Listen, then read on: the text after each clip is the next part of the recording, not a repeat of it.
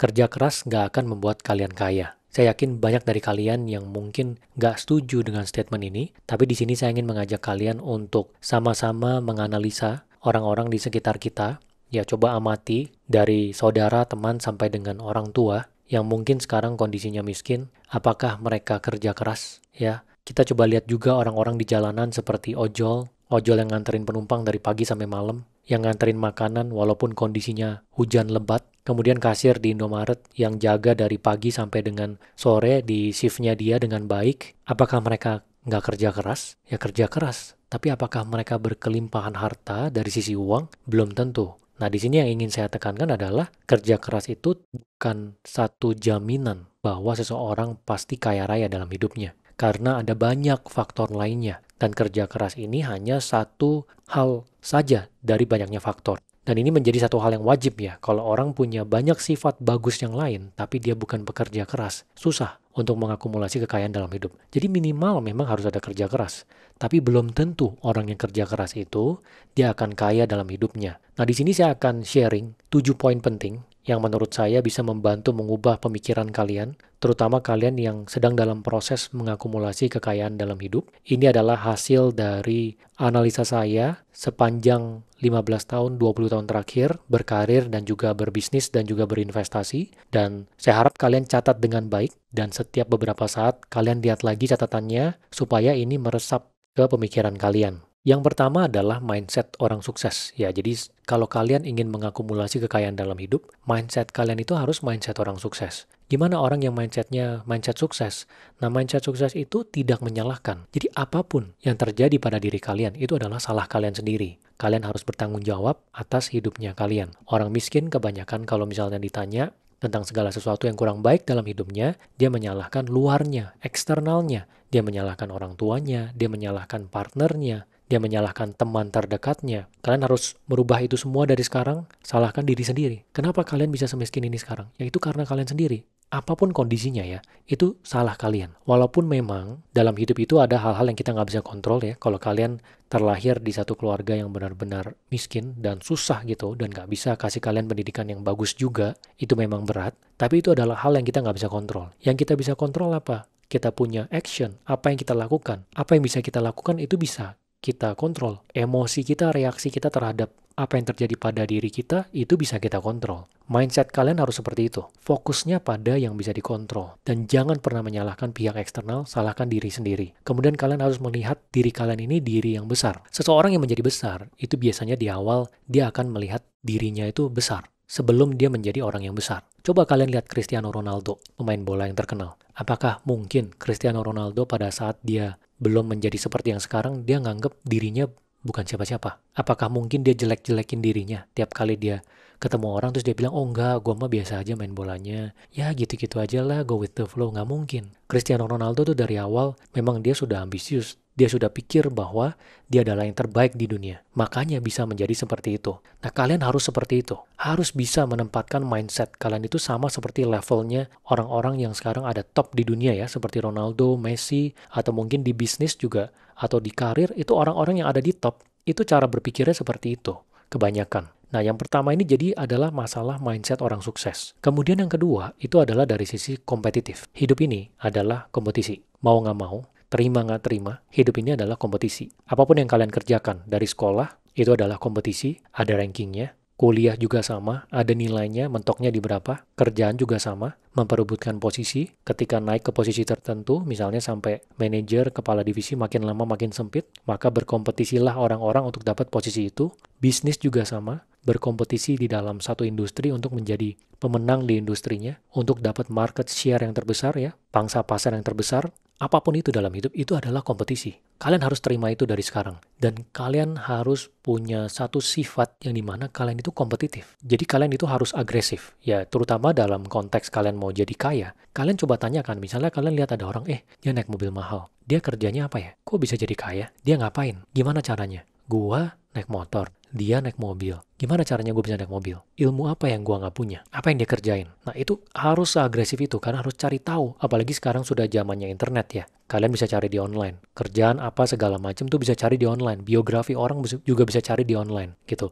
Dan cara pandang kalian jangan sampai kaku. Ya cara untuk mencari uang itu nggak cuma dua. Banyak orang berpikir cuma dua atau tiga ya. Dua itu maksudnya kayak, oh kita kerja dapat gaji. Oh kita bisnis tarik profit dari bisnisnya dalam jumlah besar, udah ya cuma dua itu, atau mungkin satu lagi lebih itu sebagai atlet gitu ya, sebagai olahragawan atau seniman yang dibayar mahal. Di luar dari itu ada banyak. Ada orang yang kaya dari jual kelas, ada orang yang kaya dari jual signal, ada orang yang kaya jadi afiliator, ada orang yang kaya karena dia trading, ada orang yang kaya karena jadi broker tanah. Banyak cara untuk menjadi kaya. Dan kalau kalian muda, semakin kalian muda, kalian harus eksplorasi semuanya. Semakin kalian miskin, semakin kalian muda, semakin kalian harus eksplorasi semuanya supaya kalian tahu yang cocok di kalian itu yang mana. Dan tadi saya bilang kan, jangan sampai kalian kaku cara pandangnya. Jadi semua hal itu mungkin untuk menjadi kaya. Gak cuma satu, berkarir mentok jadi direktur atau berbisnis gitu. Ini harus kalian rubah nih cara lihatnya. Dan kalian harus obsesif. Obsesifnya seperti apa? Seperti kalian ingin juara gitu di dalam yang kalian kerjakan. Misalnya, kalian sudah putuskan, oke, saya mau mulai konten kreator deh. Saya lihat nih, dari yang saya punya, sekarang saya cuma punya HP. Kayaknya saya cuma bisa jadi konten kreator. Karena saya ada HP-nya, bisa langsung rekam. Langsung hari ini rekam. Langsung. Tentuin bidangnya apa, langsung rekam. Nanti dari situ baru belajarin apa yang kurang. Yang paling jago di sini ngapain nih? Kita harus ngapain lagi nih? Teknik apa yang saya belum tahu? Ini nih, sifat ini nih yang harus kalian ada, kompetitif dan obsesif. Kalau nggak ada ini susah. Kalian mau jadi sangat kaya karena ini akan nyambung ke yang selanjutnya saya jelasin. Intinya kalian harus obsesif ya dan kompetitif. Apapun yang kalian kerjakan, kalian harus pikir gimana caranya untuk menjadi yang terbaik. Kemudian yang selanjutnya itu adalah dari sisi fokus. Nah, ini sangat penting ya. Jadi fokus ini yang banyak sekali orang yang dia punya banyak sifat yang bagus, yang bisa mengantar dia ke kesuksesan, kekayaan dalam hidup, tapi dia nggak fokus dalam hidupnya. Dia ngerjainnya tuh banyak hal. Idealnya ya, saya nggak tahu umur kalian berapa yang nonton ini, tapi idealnya kamu tuh di umur 20 udah nemu apa yang mau kamu fokusin. Tapi kalau misalnya kamu belum nemu, ya kamu boleh kerja dulu di perusahaan yang bisa kasih kamu ilmu yang banyak, atau kamu bisa coba-coba banyak hal. Ya tadi yang saya bilang, kembali lagi seperti yang tadi saya bilang, obsesif cobain banyak hal, terus-terusan. Tapi idealnya, kamu cepat gitu nemu yang mau kamu fokusin. Kenapa? Karena ketika kamu nemu satu, misalnya kamu mau jadi videographer, jadilah videographer yang terbaik. Tahan di satu bidang selama 10 tahun tanpa geser-geser. Misalnya kalian dapat duit sebagai videographer, jangan buka rumah makan. Fokus, videographer gimana jadi nomor satu. Nomor satu itu seperti apa sih cara mainnya? Setiap tahun lihat terus apa yang bisa kalian perbaiki. Jangan sampai dari bulan ke bulan, tahun ke tahun itu kalian sama terus. Pikirin sampai jadi yang terbaik itu gimana. Selama 10 tahun jangan pindah-pindah, fokus. Apapun itu. Kerjaan, afiliator, dropshipper, sampai dengan bisnis, apapun. Fokus satu. Ya karena kita semua punya waktu 24 jam. Hal terbaik yang bisa kita lakukan adalah waktu yang kita punya itu difokusin ke satu setajam mungkin sampai jadi yang terbaik. Itu. Jarang ada orang yang jadi sangat kaya kalau dia itu nggak fokus. Banyakan tuh fokus. Bahkan konglomerat yang punya bisnisnya banyak gitu ya. Misalnya kalian lihat ada konglomerat, dia bisnisnya ada banyak nih. Tapi kalau ditelusuri, oh ternyata bisnis dia nomor satu itu cat. Bisnis catnya udah besar, dapat uang banyak di sana, baru dia mulai yang lain. Biasanya seperti itu. Satu dulu tajam, baru dia mulai yang lain. Yang tajam ini sampai bisa dilepas stabil, tiap bulan besar sekali dapatnya, baru ke yang lain. Berkarir juga sama. Jarang ada orang jalanin berapa bidang sekaligus sampai mentok. Biasanya satu. Marketing ya marketing aja sampai mentok gitu. Sampai di atas ya nanti mungkin dia menjabat sebagai CEO, dia pegang semua. Tapi intinya kalian harus bisa fokus ya. Memang fokus ini nggak gampang. Ini saya ngomong gini juga saya sendiri ya dari bulan ke bulan. Ada tendensi kepikiran untuk melakukan hal yang di luar dari fokusnya saya. Dan saya selalu mengingatkan diri sendiri. Jadi kalian juga harus mengingatkan diri kalian. Fokus. Satu aja kan jadi yang terbaik di sana. Tahan 10 tahun. Kemudian yang selanjutnya adalah dari sisi haus ilmu. Hal yang membedakan konglomerat kamu. Ya kalau kalian berdiri bareng nih. Ada satu misalnya Pak Khairul Tanjung, Pak Sukanto Tanoto, atau pemilik Salim Group. Berdiri bersampingan dengan kamu. Apa bedanya? Isi kepalanya. Makannya sama, tidurnya sama. Yang ada di dalam kepala dia sama yang ada di dalam kepala kamu itu beda. Bedanya apa? Yang paling dominan adalah dari sisi ilmunya. Makanya semakin kamu miskin, semakin kamu harus haus ilmu. Semakin kamu setiap hari itu harus hajar tambahin ilmu yang ada di dalam kepala kalian. ilmu tentang apapun, terutama yang lagi kamu fokusin. Setiap hari kamu harus teresap terus, entah dari buku, dari workshop, dari kelas, dari manapun, dari podcast, semuanya tertuju pada untuk menjadi yang terbaik di bidang kamu. Semakin kamu miskin, kamu harus semakin haus ilmu. Ini satu hal yang banyak orang lupa ya. Banyak orang yang lulus kuliah itu pada saat dia kerja, selama dia kerja dia nggak nambah ilmu lagi. Nggak ngambil kelas, nggak ikut workshop, udah kerja gitu aja. Akhirnya juga nggak kemana-mana ya. Makanya saya selalu tekankan, kalian harus haus ilmu, harus tahu apa lagi yang kalian nggak tahu di bidang kalian untuk jadi yang terbaik.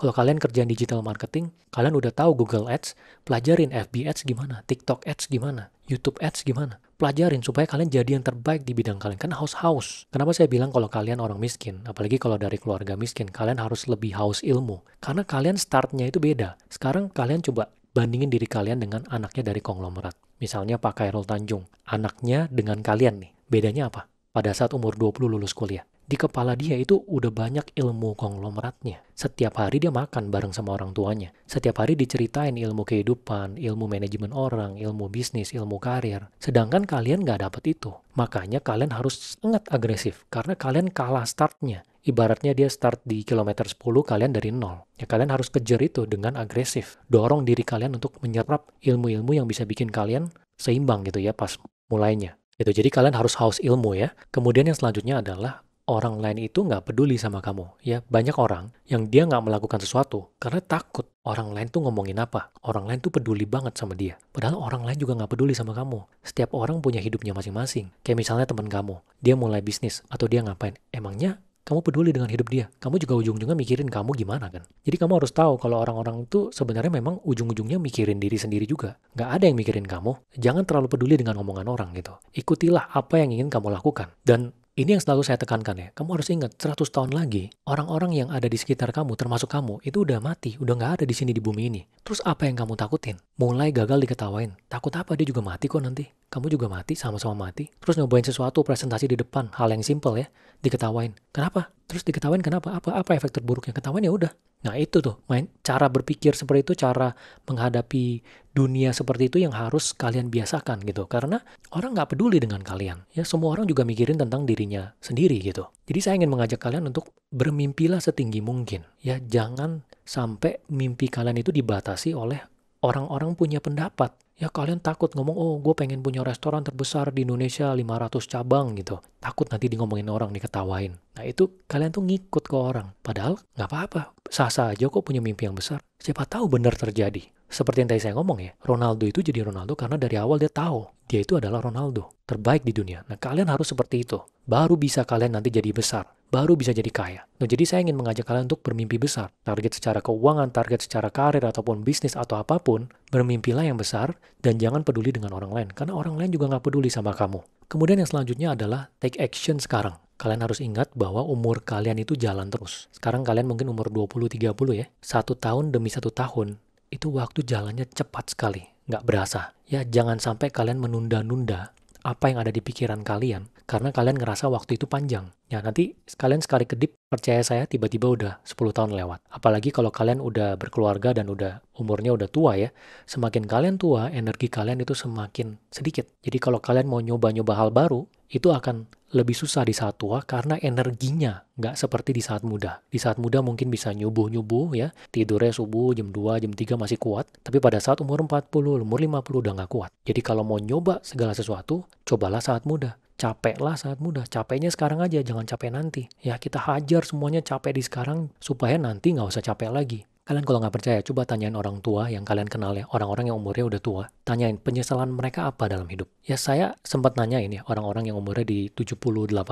Banyak sekali yang penyesalannya itu karena mereka nggak melakukan apa yang mereka ingin lakukan saat muda. Dan itu nggak bisa dibalik. Ya kalau kalian sudah umur 60, 70, nggak bisa balik ke 30 lagi. Nggak bisa. Nggak ada caranya, ini nggak kayak game ya. Kalau game kan bisa restart. Masalah ini jalan terus nih. 20, 30, 40, 50, 60. Sampai di 60 nggak bisa balik ke 20 lagi. Nah makanya kalian harus take this seriously ya. Kalian harus serius menghadapi ini. Kalian harus take action sekarang. Jangan kalian bilang, oh iya oke saya take action. Tapi setelah ini kalian scroll TikTok lagi. Ngabisin waktu lagi main game, main Mobile Legends. Gitu. Nah kalian harus fokus. Udah catet, lihat apa yang harus dilakukan, lakukan gitu. Harus agresif itu. Dan memang saya selalu tekankan ya, disiplin itu adalah pintu keluarnya. Kalau kalian bisa disiplinkan diri kalian, melakukan apa yang kalian sudah bilang kalian akan lakukan sesuai dengan target yang kalian tetapkan, ya, entah itu terkait kesehatan, entah itu terkait menambah ilmu, apapun itu. Kalau kalian bisa disiplin, ini adalah jalan keluar kalian menuju impian kalian. Ya, saya selalu percaya kalau disiplin itu satu-satunya kunci ya. Terlepas dari semuanya ya, kalian harus bisa disiplinkan diri kalian. Jadi saya harap kalian bisa menjadi pribadi yang take action-nya tuh langsung ya. Ya, jangan sampai kalian menyanyiakan waktu kalian, terutama kalian yang masih muda sekarang. Kemudian selanjutnya adalah melihat goal kalian di dalam kepala kalian. Segala sesuatu yang ada di sekitar kita, ya, orang-orang yang mencapai posisi yang besar, punya bisnis yang besar gitu ya. Kemudian produk-produk, misalnya ada pen di sini ya, earphone dan segala macamnya, itu sebelumnya ada di kepala orang. Adalah ide di dalam kepala orang yang akhirnya terwujud. Sama seperti orang-orang yang sudah kaya, yang posisi tinggi, itu mereka ada pemikiran untuk di posisi itu. Jadi kalau kalian ingin mencapai satu target besar yang kalian tetapkan, kalian harus bisa melihat itu di dalam kepala kalian dulu. Kalian ingin menjadi yang terbaik di videographer. Bayangkan, kalian harus bisa lihat gambarnya. Kalian adalah yang terbaik di videographer. Kalau desainer ya kalian yang terbaik sebagai desainer. Ya semua orang yang besar yang mencapai top di bidangnya itu bisa melihat dengan jelas mereka itu siapa dan apa posisi mereka di situ. Nah, jadi saya harap kalian bisa lakukan ini. Misalnya kalian ingin membantu untuk menjelaskannya, kalian bisa tuliskan di atas kertas. Kalian itu adalah pribadi seperti apa, target kalian menjadi yang terbaik dengan uang seberapa banyak. Nah, kalau mau lagi lebih lengket bisa di print karena itu yang saya lakukan ya. Jadi barang-barang yang ingin saya beli, skala bisnis yang ingin saya capai itu saya print semua, saya visualkan, saya tempel di tembok di kamar. Supaya apa? Supaya lengket. Jadi kalian ada image-nya tuh, kalian tahu itu yang ingin kalian capai. Supaya masuk ke alam bawah sadar kalian, dan itu akan, tiap hari kalian akan fokusnya ke sana gitu, secara alam bawah sadar. Gitu. Jadi 7 hal ini saya harap ya kalian catat dan kalian lihat setiap beberapa saat supaya meresap ke dalam pemikiran kalian. Saya ingatkan di sini ya, tujuan kalian ya menonton video ini adalah ingin menjadi kaya. Ya jadi jangan pakai alasan, oh harta nggak dibawa mati. Udah itu alasan. Itu adalah alasan dari orang-orang yang nggak jadi kaya. Intinya sekarang kalian ingin menjadi kaya, mengakumulasi kekayaan, lock pikiran kalian, yang 7 poin tadi kalian catat, kalian renungkan setiap beberapa saat, lihat lagi, dan eksekusi dari sekarang. Sekarang pertanyaan saya di sini adalah, apakah kalian 20 tahun atau 30 tahun lagi masih akan miskin? Atau kalian menjadi kaya dan seberapa kaya? Kita lihat ya, kalian bisa buka video ini lagi dalam 20-30 tahun setelah kalian melihat video ini dan kita lihat.